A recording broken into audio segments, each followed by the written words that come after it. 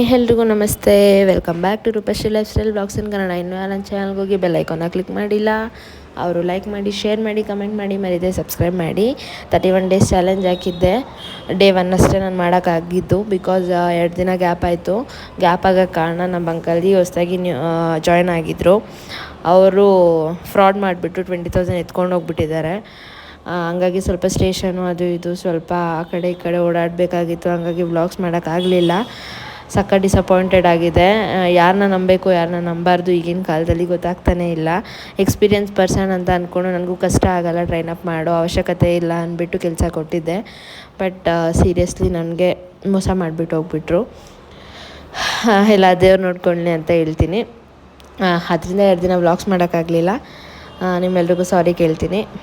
ಹಾಗೆ ಬೆಳಗ್ಗೆ ಸ್ವಲ್ಪ ಬೇಗ ಎದ್ಬಿಟ್ಟು ನಾರ್ಮಲ್ ರೊಟೀನ್ ಮಾಡೋಣ ಅಂತ ಅಂದ್ಬಿಟ್ಟು ಎಕ್ಸಸೈಸ್ ಮಾಡಿಕೊಂಡೆ. 1 ಗ್ಲಾಸ್ ಫುಲ್ ಬಿಸಿನೀರು ಕುಡಿದ್ಬಿಟ್ಟು ಎಕ್ಸಸೈಸ್ ಮಾಡಿಕೊಂಡೆ. ನಮ್ಮ ಸೋಫಿ ನನ್ನ ಜೊತೆ ಬಂದಿದ್ಲು. ಅವ್ಳು ಮಾಡಲಿಕ್ಕೆ ಬಿಡ್ತಿರ್ಲಿಲ್ಲ. ಒಂದೇ ಸಮ ಬಂದು ಮೇಲೆ ಎಗರ್ತಾ ಇದ್ಲು. ಆಮೇಲೆ ಒಂದು ಸ್ವಲ್ಪ ಬಟ್ಟೆ ಕೂಡ ಇತ್ತು. ನಾನು ಬಟ್ಟೆ ಎಲ್ಲ ಒಗ್ದಾಕ್ಬಿಟ್ಟು ಕೆಳಗೆ ಬಂದು ಫ್ರೆಶ್ ಅಪ್ ಆಗಿ ರೆಡಿ ಆಗ್ತಾಯಿದ್ದೆ. ಆಫೀಸ್ಗೆ ಹೋಗ್ಬೇಕಿತ್ತಲ್ಲ, ಬಂಕ್ಗೆ ಹೋಗ್ಬೇಕಿತ್ತಲ್ಲ, ಹಂಗಾಗಿ ಸ್ವಲ್ಪ ಬೇಗನೆ ರೆಡಿ ಆಗ್ತಾಯಿದ್ದೆ. ಇನ್ಮೇಲೆ ಯಾರನ್ನ ನಂಬಬೇಕು ನಂಬಾರ್ದು ಅನ್ನೋದೇ ಗೊತ್ತಾಗ್ತಾಯಿಲ್ಲ. ಇಷ್ಟು ದಿನದ ಕೆಲಸ ಮಾಡಿರೋ ಸ್ಟಾಫ್ ಕೂಡ ಹಂಗೆ ಆಚೆ ಹೋಗ್ತೀನಿ ಅಂತಾರೆ. ಬಟ್ ಇವ್ರು ಹಿಂಗೆ ಮಾಡಿರೋದ್ರಿಂದ ಮತ್ತೆ ಎಲ್ಲ ಸ್ಟಾಫ್ಗಳ್ನೂ ಆಚೆ ಬಿಡೋದೇ ಭಯ ಆಗಿಬಿಟ್ಟಿದೆ.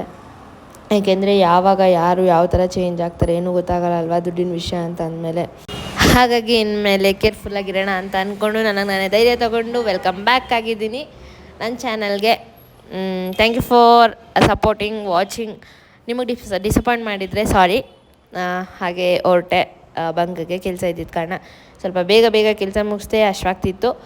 ಆಮೇಲೆ ನಮ್ಮ ಸ್ಟಾಫ್ ಕೇಳಿಬಿಟ್ಟು ಒಂದು ಇಡ್ಲಿ ವಡೆ ತರಿಸ್ಕೊಂಡೆ. Thank you for watching.